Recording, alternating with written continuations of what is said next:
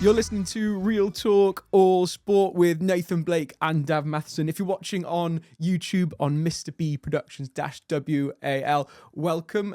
Click that subscribe button if you haven't done. And if you're listening on Spotify as well, give it a subscribe and possibly a rate and a comment as well. That would help us out and help those sporting fans who haven't come across us yet to come across us yet. So we're doing it remotely again this week because it's been a crazy busy week in the world of just work and sport. But Nathan, you are there and I can see you. How's it going? Yeah, it's good, Dav. I'm good, mate. Really good. Been a long week. Getting about the country. A lot of business with the new almanac. So trying to tie like 2 or 3 things together. And in the meantime, doing my job as a commentator, watching. It was Cardiff City this week. I know we'll go into that in a bit, won't we? So, in terms of like the almanac, how much are you allowed to speak about? I can speak about it. Yeah, it's a digital app. Not an app. It's a web app. That's basically for broadcasters, commentators, bloggers, podcasters, general public, gambling professionals, I would say, coaching, recruitment. It covers a wide range of things, but it was originally I built it for the job I do in commentary because there was a lot of things that done my head in about it, especially like the hours and hours and hours of research on a Friday night for a Saturday game or a Monday night for a Tuesday game. And Dav, just myself and my business partner, Tim, got creative in lockdown and then subsequently just pushed on and built this app with a friend, with a helping hand from a few people who are, if I started mentioning it, it'd be like a long list, like, like a movie script. Yeah. So listen, when the time is right, Al, those people, they know I'm already very, very appreciative. And hopefully it's adopted by people like BBC and BBC Wales have been great. My boss, Graham Davis, he's been fantastic. So it's a soft launch at the moment. That's why we're not going crazy with the advertising and marketing. Yeah. We're hoping to get it going, fully launched in the new season. So nice. July, August time. So it's cool because it's basically like a revolutionary way of looking at team sheets as well, and how the research, and I've seen it and I've used it for a bit of commentary as well when I used to do a little bit of it on the side. And it was brilliant, especially for someone who's grown up with the likes of playing FIFA and seeing it structured and looked at in that way. It makes sense that it's user friendly in that sense for like the new revolution of people who've seen team sheets and team management the same way as people who've grown up playing FIFA, Football Manager. So we try to gamify it. Right? It's a very pretty looking platform, but we've tried to gamify it because one of the things, the biggest thing is, like I said, what you do pre-game and then in-game and then post-game. So what this does is it covers all 3 aspects of the job I do. But in doing so, it's then grown legs and spread into, I had Eddie Newton and people like that look at it and see what they thought. And he was like, yeah, I could use it for scouting, recruitment, because he used to head up the recruitment team at Chelsea.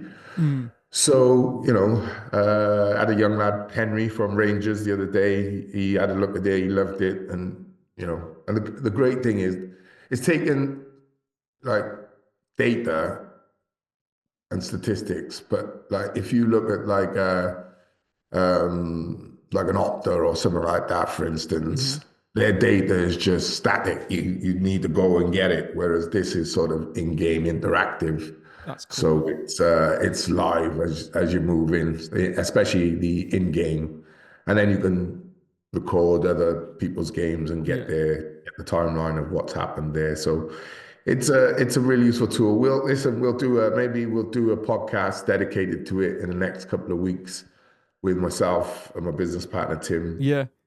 You can put out there questions. Give it a go as well. About it, because I think it's more aimed at sort of my generation and younger. No disrespect to the older boys, but a lot of people are still using pen and pad and paper. Yeah, that's exactly how when I first started commentary, that's how I had to do it, and you had to learn to almost revert back to lists.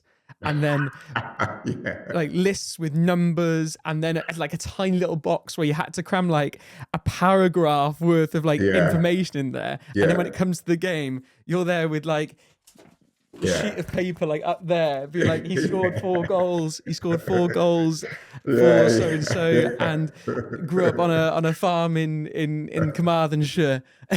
So, and everyone's got their, like Clive Tilsley's houses and his art pieces of art. But we are moving into this digital world. Right? We're in this digital world, and for guys like you and my son, or my 2 sons and my daughter, their world is completely different to mine.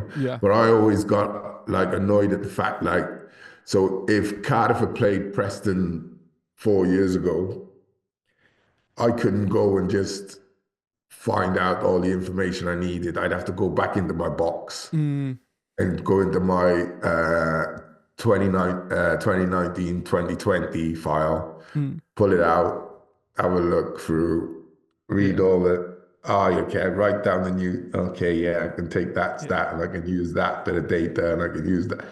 And this way it's all stored, mate. It's there for you digitally. Do you ever find out when or realize when doing commentary? Because when I did it for about a year, and it would cover Premier League and Champions League and Europa. And I thought, right, I know my way around it. But then when you do it, you're like, there are so many players, and then there's just random players who pop out of nowhere who you feel like, you're like, where have you come from? And and you almost like kid yourself. You're like, I know all the Forest and Brighton players, and then like 2-3 kids come out of nowhere. And you're like, where have they come from? And that's I think that's one of the things that the app is great for, because it gives you details of the squad. So it's so if a young lad has come through, there might not be tons of data on them because they've not played first team football. But you'll have a bit of data on them, and you'll be able to match them into the sort of your match day team and stuff like that. At least they're in the squad. Whereas sometimes, like you say, there's a name on a team sheet and you're thinking, who's that? And he's not in your paper records from the game you did half a season ago. So this way you get like his basic data if he's just come in or anything like that. But then you get club data, manager data, stats. It's all in there, mate. I don't know how we've got onto the almanac. I didn't think that was. It's fascinating for those football fans who love data and absolutely. Absolutely. But that's what I say. The average fan. So my friends who do the what's that game they all play? Football Manager.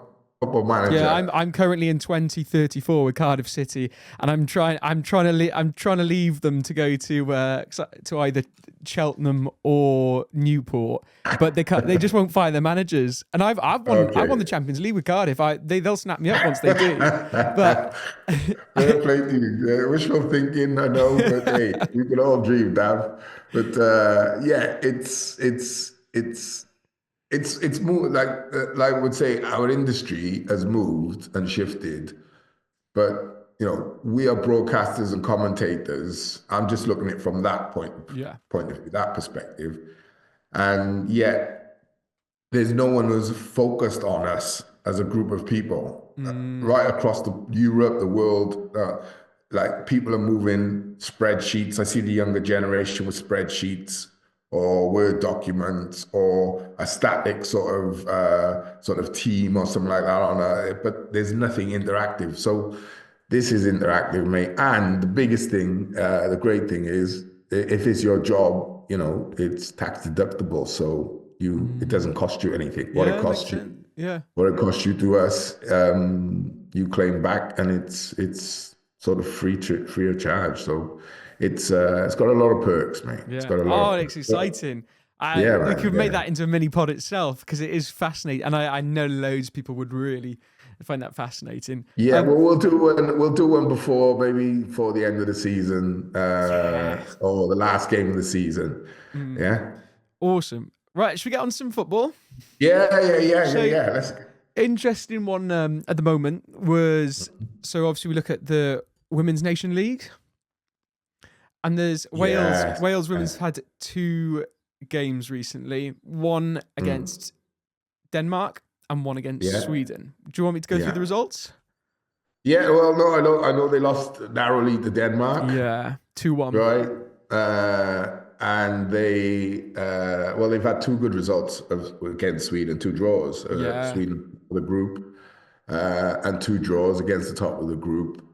I would say it's and you've not got your. I don't think they had their strongest 11. Hmm. If I'm totally honest, you know, you got Kerry Holland who was injured. Yeah. Thankfully, touch wood, she's good. And Jess Fishlock, obviously the legend who that is, who was, injured and not involved at all. So, you start to look at where they're going, and fair play to Rhian Wilkinson. It's, it is really, look, they rode their luck a little against Sweden Hmm. the other night, but you need a bit of lady luck, right? You need it. You got to have it. And, we've all played in games, whether it's professional or amateur, where you come off and you think, we've got away with that. Keeper's made 1 or 2 saves. You've hit the bar once or twice, but like I say, if hitting the bar at the post is not hitting the target, Yeah. it's missing the target, right? The idea is to score your goals, take your chances, and I think Hannah Kane, great finish for her goal against Sweden, but she had a great opportunity also against Denmark, which could have leveled it up. But that's the story of a striker. If you take 1 and 2 chances, then that's a great ratio. So fair play to him. I thought, like I said, I thought the way they set up, and they are. I said a few months ago, they're 3 or 4 passes from being a very, very good team. Yeah. Very, very good team. And it appears, like, on my view, in that they are going to that next level. Because I think, like I said, I think they got 2, possibly 3 levels in them to go up. Yeah. And they are definitely shifting from where they were. Say Mike Mack on a 6 out of, they were a 6 out of 10. They need to get to 10. They've definitely gone from 6 to 7, and they looking like they're starting to get to that 8 position, which, pre-tournament is fantastic, mate. Yeah, and if you look at the A groups in the Nations League, like the group we're in is a really tough group. So you've got Sweden, brilliant team. Their striker Stina Blackstenius is like the striker for Arsenal. So one of the very, very best in the world. You've got Italy and Denmark, 3 other strong teams in our group. So being 4th, actually there with 2 draws, like you look at that, that's a really hard group. And if you compare that to Group A1, which has Germany, Netherlands, Austria, and then kind of in the similar position to Wales is Scotland, but they've taken 4 lost all losses games. because Yeah. But we're in a similar position to those guys, but we're getting points there. It's clear transition. You are clearly going from one level to the next. That's what's even visible to the naked eye. You know what I mean? If you've been watching the women's football over the last 12 months, you are clearly seeing Rhian Wilkinson take them from, one level to the next level. The way they play, the way they set up, the speed of their play, the aggression in their play, just all around quality. I think, but I do think they've got another level. When Sophie comes back, there's another top player you're missing. Yeah. You know what I mean? You got to really think, if you had a fully fit squad, do they transition from that 7 to 8 even quicker? But I like the progression. You don't want to, I think you can get a false storm sometimes because you might get a fluke result and everyone goes, and then you go and get back to the next 3 games. In kind of That's that, not like, similar to like first managers when like normal clubs get new managers. Agoma, is that what you're saying? Yeah. Yeah, great, like manager uplift bounce, and then it's been a struggle since after 5 games. So I understand where you're going at. yeah, exactly. I don't want we're not going on to it yet, Nate. We're not going on to it yet. But I totally get what you mean, because it and I think essentially what you're saying is you're looking at the results they're getting. Although we're not top of the table, it's just a healthy progression. Yeah, it don't have to be top of the table. That's listen, we're not, I never say never, because anything's possible. But for us to be a top 5 team, top 10 team in the world, listen, that's infrastructure from very young all the way up. And that would have to involve an awful lot of sort of coaching and technical players and ability. And that would have to be, you'd have to put a program in schools, I think that's one of the biggest problems. I keep saying it. One of the biggest problems is it's only the private sort of grammar-y kind of schools who are now doing sport in sort of junior and what we would know as comprehensive school, like Newport schools football. There's no tournaments anymore. There should be now men's or boys and girls tournaments, or mixed up to a certain age, and then boys and girls all the way up from junior school right throughout. Because if you can have football academies, professional academies offering sort of football for 6-year-olds, then why shouldn't you have that in school?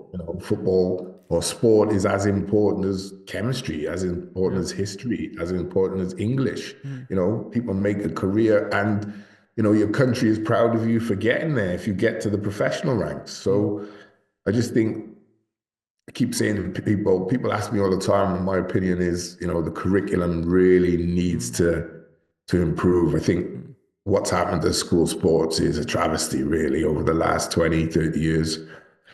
I don't know what would happen to me if I was brought up in this day and age. Because you just don't get the hours. And do you think because I've been to a few of the women's games, and there is noticeably, and like you say about that infrastructure and that development, you go there, and when you hear the cheering, there's a lot of young people there, and it seems to be that with a few schools and like families, like it's the women's games are really family friendly. Like what they're doing there to get young people in and be inspired, can only be a good thing for the sport as well, right? Because if you listen to on the TV, you hear the cheers, they are like, wow, that's like quite a lot of kids cheering. Yeah, it's high pitched. Yeah, it's quite high pitched. Like sometimes it's like, whoa, okay. Yeah, it can be piercing. But it's high pitched because it's so family friendly and so family orientated. It is, and like it's women's football. So, if you got a daughter and, she looks at Hannah Kane or Jess Fishlock or, any of the players, even like Rhian Wilkinson, to be a manager, you might be a coach or whatever. It's hugely inspirational, and it shouldn't be such a big deal. Yeah. You understand what I'm saying? It should have happened 30, 40, 50 years ago. And it was happening, but they were never given the credit or the respect by the associations they played for. And that's right across the board. That's not just a Welsh thing. That's right across the board, across the world. You could say, with the exception of America, kind of really Brazil, America, really sort of, well, not even Brazil, America probably were the leading light for so many years. So it is hugely inspirational, and it's understanding and accepting that you've kind of got as an association, a responsibility to inspire the next generation. If you want to then qualify for tournaments and stuff like that, religiously, you've got to have sort of the people at the top level inspiring the next generation down, and so on and so forth, So hugely important, hugely inspirational, the ladies qualifying for the Euros. It's brilliant. Yeah, and I don't know who was I chatting to. I was chatting to there's another podcast called Pub Luck Babe by some Welsh guys, and Catherine is a huge football fan, so she went to go watch the Women's Champions League, and we were chatting about women's football, and it's just so exciting as well. It's you see some great play, great football. That's what I'm saying. It's professional football. It's not. I just look at it and no, physically it's not as physical, although the men's game isn't as physical as it used to be. And it's like slower tempo when you're watching it, right? It's obviously, when you play men's football, League Two will be a bit slower than League One. League One will be slower than Championship slower than the Premier League. Premier League slower than International. Do you know what I mean? Yeah. And it's not the way because you say, Man City, slow, build up, what have you. I don't mean that. I mean the tempo that everyone can move at and run at, and when the game does quicken up. So it's I'm not bothered about watching men's or women's football. I just watch football. Yeah. That's how I look. Yeah, I'm so with you. With you. So yeah, I think that's covered that, because they got some good stuff going. And they're getting great results, which builds confidence, which tells the player what the manager's doing is right. They're on the right track. They know they got the tournament in the background. Yeah. Right. So these kind of games against the opposition they're against is perfect for preparation for the up and coming tournament. What I would say is what they've got to do is cut out those conceding of early goals. Okay. Because they're showing the fight to get back into the game, right? But if they can just start a bit sharper, a bit quicker, and not concede, chances are they're winning some of these games 1-0, 2-1. So that's what I'm talking about. They're in this little transition period, but because they're getting results, the transition's happening. Yeah. Proof is in the pudding, my friend. Absolutely. Nathan, have you seen Declan Rice's 2 free kicks against Real Madrid? Yeah, very good. What did you think of them? Because they're 2 slightly different free kicks, and they're not particularly like your conventional one of over the wall into the corner. Yeah, so the first one I thought is slightly centre right, and he bends it sort of around the outside of the wall. So you would kind of call that near post. Mm-hmm. And then the second one, he's further to the left, and bends it in the top corner. Listen, sometimes you just have to take your hat off to, those people who, if you're a goalkeeper, I mean, Courtois, like you say, probably the world's best keeper, I would say, doesn't get enough respect, even though he's for Real Madrid. There's probably three keepers, 4 keepers around the world, and I would put him up there in that category of best, down to preference. But listen, Rice's free kicks, and they were with pace as well. Yeah, they were. They were like the slow benders. They were like what we call the ones you hit with pace. So wonderful technique, brilliant goals. 2 in one game as well. Yeah. And I mean, there's like this sort of shock. So, oh my God, he's done 2 free. But players, you'll find players just practice set pieces, shooting against keeper from 25 yards, taking free kicks. That's a norm. And a person of his quality, because let's be fair, he is a quality player. He would have been doing set dead ball free kicks or shooting since he was probably 10 years old. So it wasn't a surprise that he done it, but I think people are shocked because you do two in a game. It's rare, Yeah. right? And at that level and against the opponent in the competition you're in is even rarer. And I would say, but that's the mindset of a footballer is when you going into sort of like even players or games you think, oh, we're matched evenly. It's about psychologically being able to raise your level and do Mm. things that, you know, can win you the game. And what he done was, yeah, it was pretty extraordinary. And do you think, and this is I was thinking about this when I saw the goal, because he curls it Mm, right round the wall into the mm, corner when you were playing, and yeah, the the technology, the weight, and just the design of footballs is so, yeah. like, it changes so quickly. Boots, Boots pitch, as well, and lock. like Yeah, grip.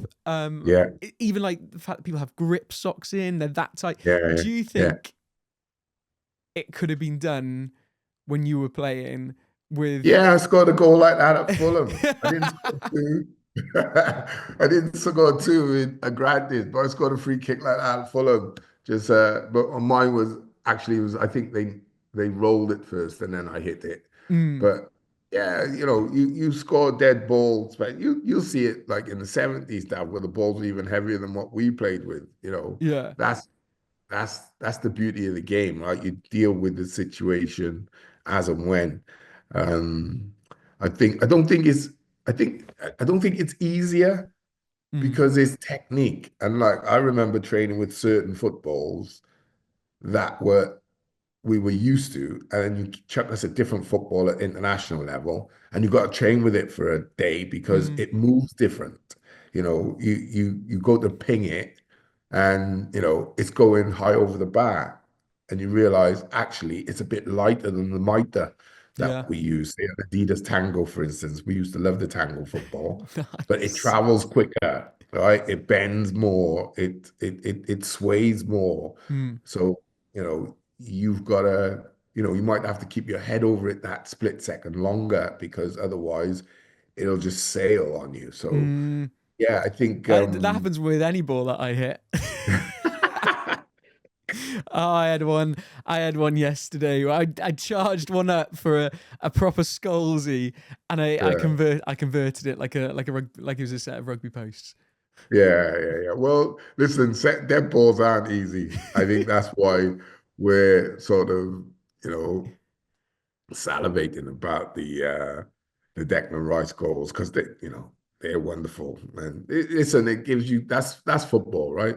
That's Mm, what it's there to do, give you so much entertainment. And in fairness, uh, like it or loathe it, the Champions League is like the ultimate competition in Europe for European football. And I also like it because no one really seen that result coming, right? yeah, yeah, yeah, Arsenal 3, Real Madrid nil. It was almost like because Arsenal have never won the Champions League, and they tend to go out around the quarter-final, semi-final stage. I think lots of people going, "Oh well, it's Real Madrid, and you know, Arsenal will be out." yeah. If they can get a 1-0 and then go and hold on, and so listen, it's you know. The Bernabeu now is going to be one hell of a game because Madrid are going to have to just roll the dice. They Be can 3 do 0 it down. though. They do it every time, Nate. They do it Yeah. every Yeah. But time. if there's one, I wish Arsenal did have their full select 11. But if there's one team in the Premier League at the moment that physically can handle like Yeah. the physical sort of side of uh, any sort of stress Real Madrid have put on them, it's probably Arsenal. Mm, Liverpool as well. Liverpool at Anfield is like a big task, but the idea is don't come out of that first game if you're at home like 1-0 or 0-0, having to go to the Bernabeu uh, mm, to win the game. Arsenal can go there with a whole different game plan And it's how they're obviously going to set up not to get beat in the first instance and play on the counter attack, I would have thought. But hey, you never know. They might just go there and play their normal strategy. You never know. You never know.